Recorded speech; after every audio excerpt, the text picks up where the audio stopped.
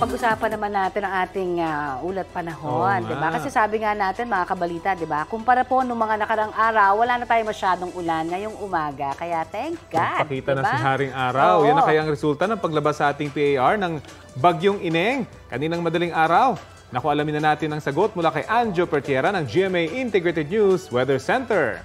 Anjo! Salamat, Rafi at Connie. Mga kabalita, nasa labas na nga ng ating Philippine Air Responsibility ang Tropical Depression Ineng. Huling namataan ng pag-asa ang sentro ng bagyo 1,240 kilometers east-northeast ng extreme northern Luzon.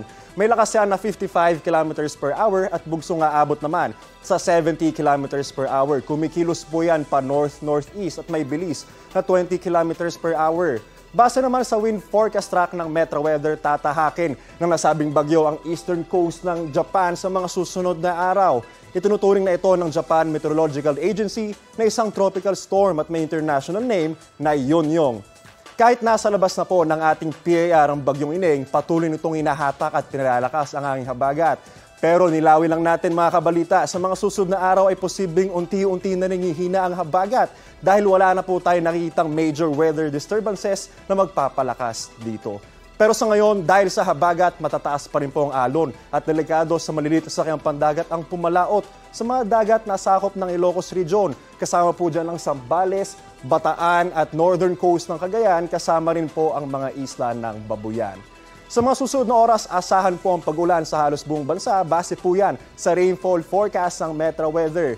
May nakita po ang nagkukulay orange at red dito po sa ating Philippine map. Ibig sabihin po niyan ay posible ang heavy to intense rain sa ilang lugar. Kaya dapat po maging alerto tayo sa banta ng baha o kaya naman ng landslide. Ang ulan po na nararanasan sa Batanes, Abra, Apayao, Cagayan at Isabela ay epekto pa rin ng trough o extension ng Bagyong Ineng. Habang epektado naman ng monsoon rains ang iba pang bahagi ng Luzon. Local thunderstorm mga asahan sa nalabing bahagi ng bansa. Posible ring muli yung ulan ngayong araw dito po sa Metro Manila, kaya huwag po natin kalimutan ang payong at jacket. Mga kabalita, tig-tatlong gate na ang nakabukas ngayong araw sa Ambuklao at Binga Reservoir para sa patuloy nitong pagpapakawala ng tubig, habang isa na ang gate ng Ipo Reservoir. Sa nakalipas na 24 oras, tumaas po ang water level sa Angat, San Roque, Pantabangan at Magat Reservoir. Bumaba naman po ang taas ng tubig sa Kaliraya habang walang pinagbago ang water level ng Lamesa Reservoir ngayong araw. Ako po si Anjo Pertiera at yan ang latest mula sa GMA Integrated News Weather Center. Maasahan anuman ang panahon.